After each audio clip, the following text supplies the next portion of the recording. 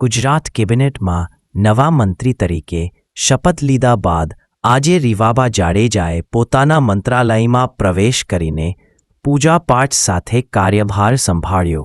સવારે શુભ મુહૂર્તે રીવાબા જાડેજા પોતાના પરિવારજનો અને સમર્થકોની હાજરીમાં મંત્રાલય પહોંચી હતી।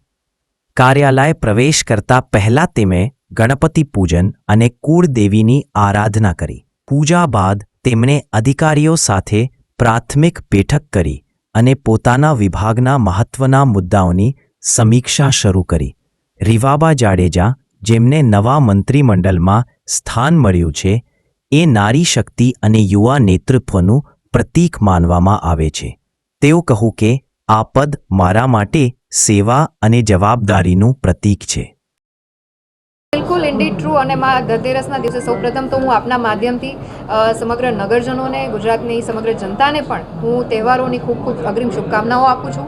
દિવાળીના તહેવારો જ્યારે શરૂ થઈ ગયા હોય ત્યારે દિવાળીની અને બેસતા વર્ષની પણ આપ સૌ કોઈને શુભકામના। આજનો દિવસ માં લક્ષ્મીની ઉપાસનાનો દિવસ છે। તહેવારો જ્યારે શરૂ થતા હોય ત્યારે ઘરમાં જ્યારે લક્ષ્મી ઉપસ્થિત હોય ત્યારે એનાથી સવિશેષ કંઈક આપણને પેલું ના લાગે કે એમના માધ્યમથી જ એક આ જે ગૃહ પ્રવેશ કરાવવો એ મારા માટે સૌભાગ્યની વાત છે।